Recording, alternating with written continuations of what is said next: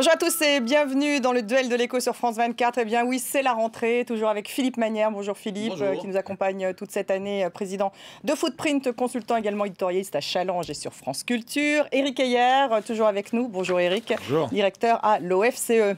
Alors c'est la rentrée et vous le savez, la présidentielle en France s'accélère. On commence la semaine avec 2 déclarations de candidature. Alors à gauche, celle d'Arnaud Montebourg, ancien ministre de l'économie, dimanche dernier, et à droite, celle de Nicolas Sarkozy. L'ancien président a quitté la tête du Parti des Républicains et sort un livre « Tout pour la France » chez Plon, dans lequel il détaille son programme. Alors du côté de l'économie, Nicolas Sarkozy se rapproche des autres candidats de droite, comme Alain Juppé ou encore François Fillon. Il est le 13e candidat aux primaires de droite. Un programme libéral centré sur l'offre qui met l'accent sur la baisse des dépenses publiques et des charges sur les entreprises. Alors est-ce très nouveau? Arnaud Montebourg, qui se dit socialiste, mais pas seulement, présente un projet protectionniste dans lequel l'État joue un rôle important, inspiré, dit-il, par des économistes de la demande, des économistes dits de gauche. Un programme chevènementiste, gaulliste de gauche. On les passe au crible après quelques réactions. J'ai décidé d'être candidat à l'élection présidentielle de 2017. La France exige qu'on lui donne tout. J'ai senti que j'avais la force pour mener ce combat à un moment si tourmenté de notre histoire. Moi, je n'appellerais pas ça tout pour la France, mais tout pour les riches, oui, ça c'est sûr. Et ça pose d'ailleurs un certain nombre de problèmes, à la fois parce que ce serait une explosion, on y reviendra, des inégalités. Si je suis candidat au rassemblement d'une majorité de Français, c'est d'abord parce qu'il m'est impossible, comme à des millions de Français, de soutenir l'actuel président de la République.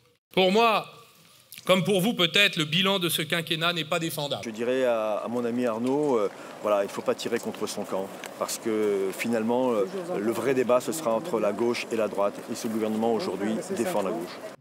Voilà, Arnaud Montebourg, Nicolas Sarkozy, il y a un vrai clivage, là, je dirais, d'un point de vue programme économique. Oui. Philippe, Arnaud Montebourg, 7 mesures pour relancer l'économie, de l'assurance vie pour soutenir l'économie, ça veut dire 10 à 20% de l'épargne nationale consacrée à l'investissement dans les PME, des marchés publics réservés aux PME, ce qui anti-européen, et puis création d'une grande banque nationale. On a déjà une BPI, donc une grosse BPI. Oui, et à côté de ça, vous avez Nicolas Sarkozy qui, lui, a un programme libéral, je dirais, assez proche de celui d'Alain Juppé. Il ne faut pas non plus caricaturer, parce que dans ce que suggère Montebourg, il y a aussi une baisse assez forte des impôts. Alors oui. Naturellement, on la baisse moins sur ceux sur lesquels ça a le plus augmenté, c'est-à-dire que pour les classes populaires et moyennes, je ne sais plus comment il appelle ça, mais enfin, une correction à la baisse de toutes les hausses d'impôts qui ont été enregistrées depuis le début du sur les classes moyennes, quinquennat, c'est quand même dans le programme de Montebourg. Et symétriquement, dans le programme de Sarkozy, on retrouve toujours quelques éléments qui sont un peu protectionnistes. Si la droite était libérale en France, on s'en serait rendu compte. Donc on ne peut pas vraiment dire qu'on a une gauche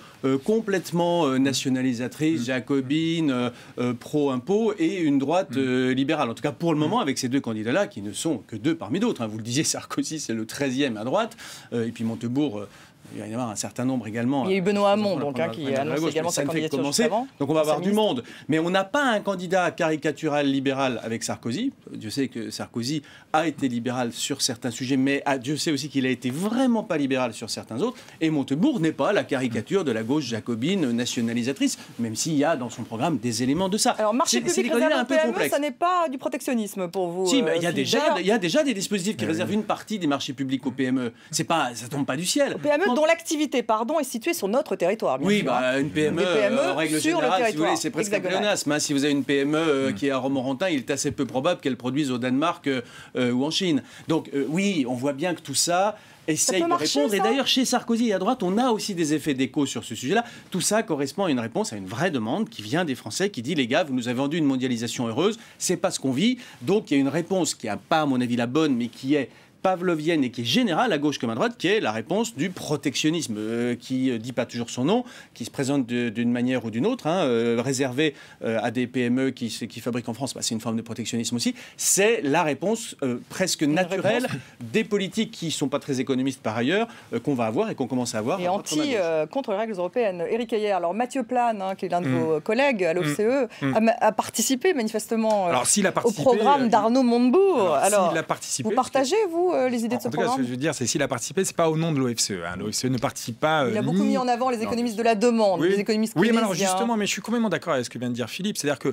globalement, on ne peut pas dire que le programme d'Arnaud Montebourg soit un programme de demande. Il y a effectivement tout ce qui est sur les PME, c'est au contraire une politique d'offre, d'essayer de remuscler un tissu. Une sorte de chevènementisme. Oui, mais c'est ce qu'on appelle son cheval de bataille, c'est le Made in France, donc c'est la production. Et donc c'est de la production d'un côté. Donc c'est du protectionnisme. Alors du protectionnisme, c'est un peu le Small Business Act à l'anglo-saxonne, c'est-à-dire qu'on essaye effectivement de mettre, c'est une sorte de protectionnisme mais que l'on fait, que l'on pratique dans les pays anglo-saxons qui sont considérés comme des libéraux. A priori, donc, toutes les PME en Europe ont le droit d'avoir accès au marché public. Donc du coup il y aura, mais oui, il n'y a pas que cela, une BPI un peu renforcée.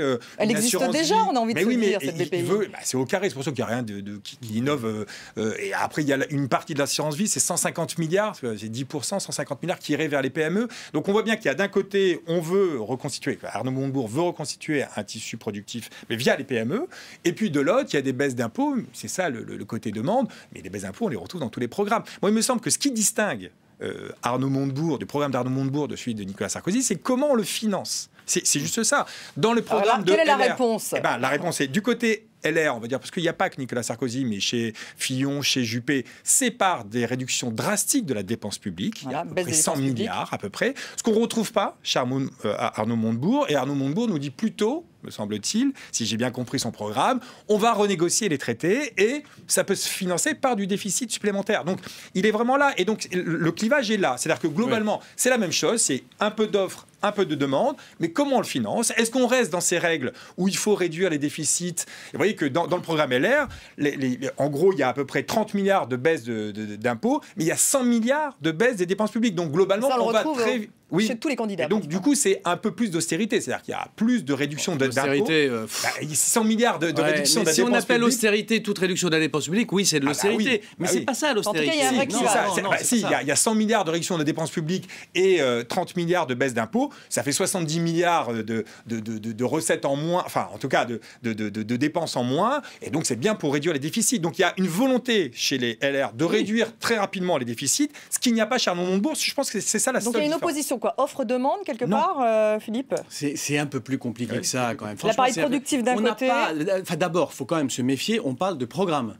Si tous ces gens-là mettaient en œuvre ce qu'ils nous promettent, on s'en serait rendu compte là aussi. Et typiquement à droite, moi j'aimerais croire à leurs promesses parce que je pense sincèrement, on est peut-être en désaccord là-dessus. Alors il veut juste pour revenir Europe, il y a trop de dépenses publiques dans ce pays. S'il y a trop de dépenses publiques dans ce pays, il faut les baisser. Donc c'est pas parce que c'est la droite ou la gauche. Je pense que c'est une bonne chose de diminuer les dépenses publiques. En revanche, ce qu'on sait, c'est doubler le CICE. Oui, mais historiquement, la droite ne diminue pas la dépense publique ou marginalement. Il n'y a pas de différence entre la droite et la gauche. La droite comme la gauche ont malheureusement en France une idée simple, fausse, bête, qui est contrebattue par les faits, par l'évidence, par l'histoire, c'est que la dépense publique crée de l'emploi et de la croissance. C'est absolument faux, mais ils le croient tous. Donc moi, je veux bien admettre, là, maintenant, tout de suite, qu'ils ont changé d'avis à droite. Enfin, ça serait quand même intéressant qu'ils changent d'avis maintenant, alors que toutes les autres fois où ils nous l'ont promis, ils n'ont évidemment pas fait ce qu'ils disaient. Donc on verra bien ce qui se passe. Mais à ce stade, ce ne sont que des promesses. Cela dit, sur les programmes, je ne crois pas qu'on puisse opposer beaucoup. Peut-être effectivement sur le déficit, encore que la droite, si elle était aussi le déficit, là aussi, on s'en serait rendu compte. La droite fait des déficits de toute éternité à peu près autant que la gauche. Donc on ne peut pas vraiment dire non plus que ce soit clivant là-dessus, même plus dans certains cas. Mais Philippe, suppression de l'ISF, transformation du CICE en baisse de charges. L'ISF, les 35 voudrait faire François Hollande d'ailleurs. Oui, ça c'est des différences. Du CICE et revenir sur les 35 heures. Bon, ce débat sur le temps de travail, manifestement, va être sur la table pendant cette campagne. Mais c'est énorme. Parce que,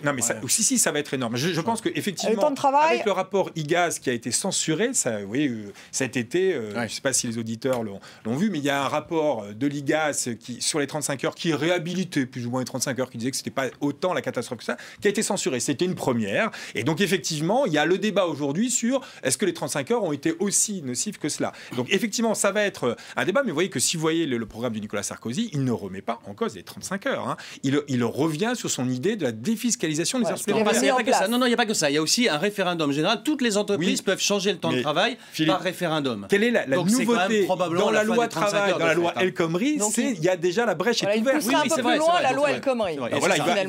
Mais moi, il me semble que mais dans le même sens, c'est à peu près ce qu'a fait le gouvernement au carré. C'est-à-dire que globalement, le gouvernement a fait le CICE, il dit je fais le CICE multiplié par 2. Le gouvernement a fait la loi El Khomri, il dit moi je vais aller un peu plus loin. Donc vous dites comme Arnaud de Montebourg finalement, il a fait une politique de droite. Globalement, ce que propose... globalement, en tout cas, ce que propose Nicolas Sarkozy, ça ressemble à ce qu'a fait ce gouvernement, mais au carré. Mais pour une raison assez simple qui nous ramène à ce qu'on disait au début de notre échange, c'est-à-dire que Hollande n'est pas si à gauche, il l'est sur certains sujets, les 75%, la taxation marginale, la suppression du prélèvement libératoire, tout ça, ce sont des catastrophes absolues qui sont typiquement, qui correspondent à la vision de gauche. Mais c'est presque second dans son esprit, même si c'est terrible pour l'économie.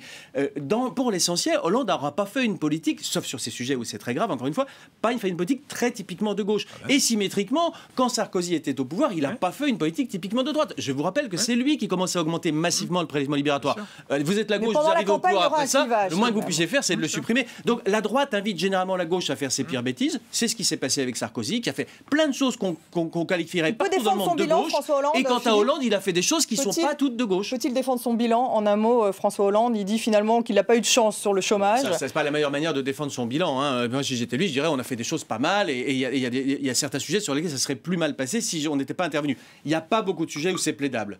Il y en a quelques-uns, il n'y en a pas beaucoup. Mais si, on peut quand même les lister. Il a pris les marges des entreprises étaient complètement dégradées grâce au CICE et sont revenus à des niveaux d'avant-crise. Donc là, il y a eu une Sarkozy veut même doubler le CICE. Après avoir augmenté beaucoup d'impôts. Non, les marges des entreprises, au moment où il est arrivé et aujourd'hui, il y a une augmentation de 2,5 points des taux de marge des entreprises. Le taux de chômage, finalement, il était à 9,3. Aujourd'hui, il est à 9,6. Il est en baisse. Donc globalement, il le rendra dans l'état où il l'a trouvé. Il le rendra. Bah oui, mais donc du coup, c'est pas. En fait, tous les autres pays sur la même période ont baissé de 2 ou 3 points. Non, mais pardon. Ça veut dire qu'on a fait ce qu'il fallait pas. Mais non, mais pardon. Excusez-moi Philippe, mais le taux de chômage en Espagne est 10 points au-dessus de la France. Le taux de chômage. Mais non, mais alors en Espagne, le taux de chômage en Italie, le taux de chômage en Italie est 2 points au-dessus du nôtre. Le taux de chômage au Portugal est 1 point au-dessus. Regardez l'Allemagne, regardez la Suisse, regardez les Pays-Bas, regardez le Royaume-Uni, regardez l'Irlande. Non, mais le Royaume-Uni n'est pas dans l'Europe. Un mot sur l'Europe. Le plan Jean-Claude Juncker est remis à l'ordre du jour par François Hollande. On voudrait même le doubler. Est-ce que c'est une bonne chose que ce plan Jean-Claude Juncker pour l'Europe? Très vite, il nous reste 10 secondes. C'est une usine à gaz, c'est mieux que rien, mais c'est tellement compliqué que j'aimerais mieux qu'on fasse autre chose que doubler ce plan qui est tellement compliqué. C'est typiquement les mauvais produits dont est capable l'Union européenne. Donc j'aimerais mieux qu'on fasse autre chose que ça. D'accord, mais dans la philosophie, qu'est-ce que ça veut dire? C'est qu'on est bien dans une insuffisance de la demande. Et ça, tout le monde est d'accord pour dire qu'il faut restimuler la demande parce qu'aujourd'hui, les entreprises... En tout cas, savoir l'investissement. Oui, mais c'est savoir ce que l'on fait de la dépense publique, finalement. Mais oui, mais c'est investir plutôt. Y compris en Allemagne. D'accord, mais le plan Juncker, c'est un plan... Merci à tous les deux. C'était un retour au duel de l'écho. On se retrouve la semaine prochaine. Restez avec nous sur France 24.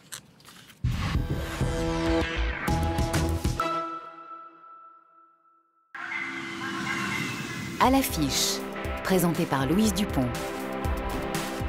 La culture à l'heure française.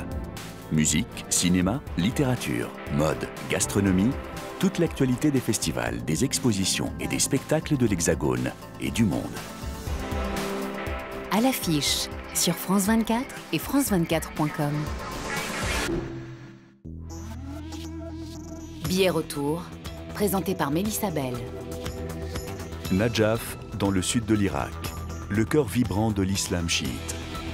Persécutée sous Saddam Hussein, puis au cœur de l'insurrection contre l'occupation américaine, la ville sainte connaît aujourd'hui un boom économique sur fond de pèlerinage au mausolée de l'imam Ali. Mais elle est aussi le creuset des milices qui combattent contre l'organisation État islamique. Nos reporters sont allés à la rencontre de pèlerins du monde entier, venus se recueillir ou étudier dans une ville devenue le symbole du renouveau chiite. Billet retour, à voir sur France 24 et france24.com.